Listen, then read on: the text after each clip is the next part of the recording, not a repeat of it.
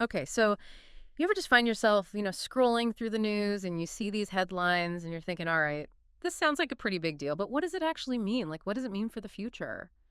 You know? Yeah, I know exactly what you mean. Well, that's what we do here, right? That's why we do these deep dives. That's right. And today we're going to dive into something that, honestly, it feels straight out of science fiction, but it's really happening right now. Oh, yeah, it's a hot topic for sure. It's this whole push to create artificial general intelligence AGI, for short. AGI, Yeah. exactly. And the material you've gathered here, focusing on the ARC prize and their new benchmark, ARC AGI-2, really highlights that. It's a Ah. fascinating development. Yeah, and there's a lot to unpack with this whole thing, right? Because it's not just about the technology itself, it's about the Oh, implications. absolutely. Yeah. The $1 million prize associated with it speaks volumes about how seriously people are taking this. Yeah, exactly. So today we're going to break down exactly why this new benchmark, this ARC AGI2, and this huge prize are causing such a stir in the world of AGI research. Sounds good. So, what is it about this particular approach that's making people think that this could be a real game changer in a field that's already, overflowing with hype? Well, I think at its core, it comes down to addressing the fundamental challenge.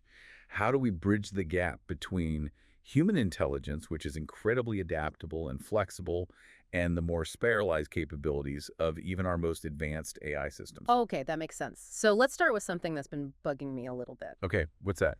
Why are benchmarks so important when we're talking about something as complex and futuristic as AGI? It's like we're trying to measure the potential of something that doesn't even fully exist yet. I think that's a great question. It really gets to the heart of the matter. Imagine you're trying to climb a mountain, but it's completely covered in fog. How do you know if you're making progress? You need landmarks, right? Exactly. You need those markers along the way to tell you that you're going in the right direction. And that's essentially what good AGI benchmarks do. The ARC Prize team put it really well. They said, quote, good AGI benchmarks act as useful progress indicators. Better AGI benchmarks clearly discern capabilities. The best AGI benchmarks do all this and actively inspire research and guide innovation. So they're not just checklists, they're more like signposts guiding us towards truly intelligent AI. Exactly. And it's important to remember that the ARC Prize organization has been focused on this since 2019. They've been working on creating these benchmarks as a sort of North Star for AGI research. Right, they're trying to establish a clear direction for the field. And one of the most interesting things about their approach is the emphasis on fluid intelligence. That's the ability to solve new and unfamiliar problems without relying on rote memorization or past experience. Right, it's like the difference between someone who can only follow a script and someone who can improvise on the spot. Exactly. There's the ability to adapt and think on your feet. So how does this new benchmark ARC-AGI-2 fit into all of this? Well, it's actually a response to some interesting developments that happened with OpenAI's O3 system. You see, the ARC prize had already launched. ARC AGI 1 and O3, which came out in late 2024, showed some pretty impressive progress on it. Oh, really? Hmm. So the AI was actually getting pretty good at solving the tasks in the first benchmark. Yeah, it was. And that's significant because it suggested that AI was moving beyond simple pattern recognition and starting to engage in more sophisticated forms of reasoning. So basically, ARC-AGI-2 is the next level. It's a more challenging benchmark designed to push the boundaries even further. Exactly. And one of the things that makes ARC-AGI-2 so interesting is the stark contrast it reveals in performance between AI and humans. Yeah, the sources really highlight this, don't they? They talk about how even the most advanced AI systems are struggling with these tasks, achieving single-digit success rates. While humans are solving them with near-perfect accuracy, often in just one or two attempts. It really underscores that intelligence gap we were talking about Yeah, earlier. it does. And it gets to the heart of the design philosophy behind ARC-AGI-2. They're trying to create problems that are relatively easy for humans to solve, but incredibly difficult, if not impossible, for current AI systems. So it's not just about making the tasks harder, it's about understanding why certain types of problems are so challenging for AI. Exactly. And the sources point to three key areas where AI really seems to struggle: symbolic interpretation, compositional reasoning, and contextual rule application. Okay, let's break those down a bit. What exactly is symbolic interpretation in this context? It's the ability to understand the meaning behind symbols and abstract concepts. Think about how we understand language, Yeah. or even simple visual cues like a road sign. Yeah, I get it. So, like when I see a red octagon, I don't just see a shape and a color. I understand that it means stop. Exactly. And the source suggests that AI often struggles with this deeper level of semantic understanding.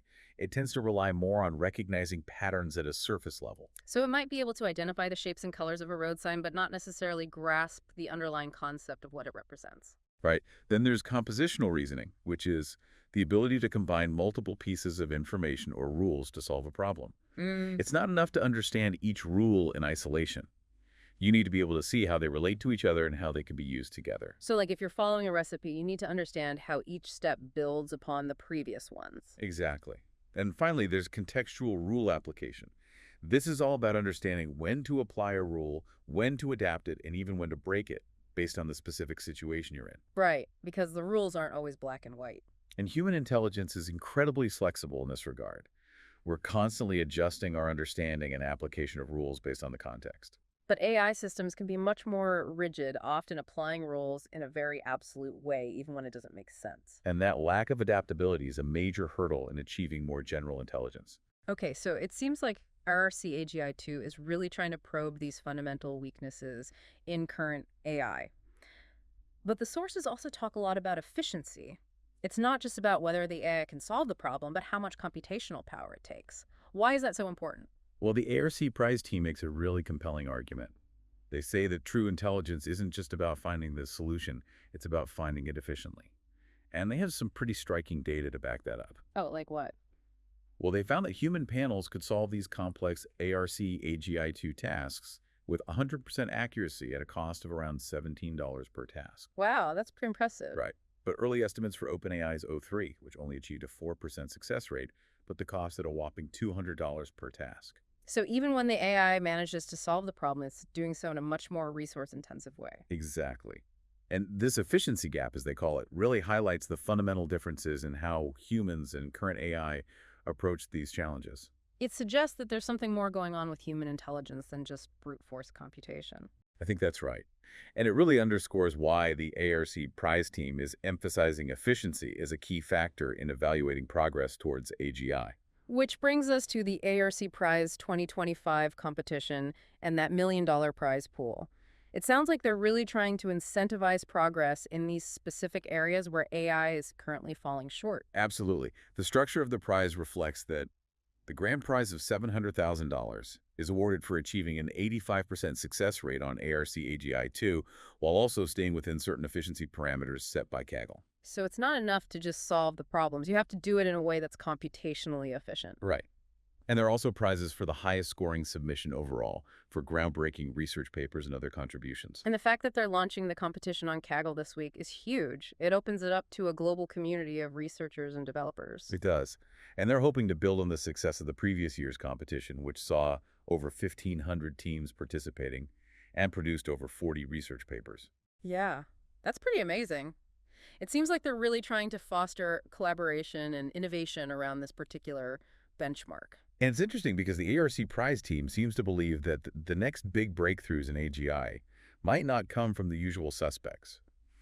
The big tech companies with their massive resources. What do you mean? Well, they've said that they believe significant progress could come from more novel approaches from researchers who are willing to embrace complexity. Embrace complexity. I wonder what they mean by that. I think it suggests that simply scaling up existing AI models might not be enough to achieve true general intelligence. So it's not just about making the models bigger and training them on more data. No, I think they're suggesting that we need to explore entirely different paradigms, maybe drawing inspiration from fields like cognitive science or neuroscience. So maybe the key to AGI lies in understanding how the human brain works. It's certainly a possibility, and the ARC Prize is essentially putting their money where their mouth is by incentivizing this kind of out-of-the-box thinking. So to sum it all up, it seems like this deep dive into the ARC Prize and RC-AGI-2 really highlights just how far we still have to go in achieving true artificial general intelligence. I think that's right. While AI has made incredible progress in recent years, there's still a fundamental difference between what AI can do and what humans can do. Especially when it comes to tasks that require nuanced understanding, flexible reasoning, and efficient problem solving. And this $1 million prize is a serious effort to bridge that gap. It's a call to action for the AI community to think differently and to explore new and potentially radical ideas. Now, it raises a really interesting question for all of us.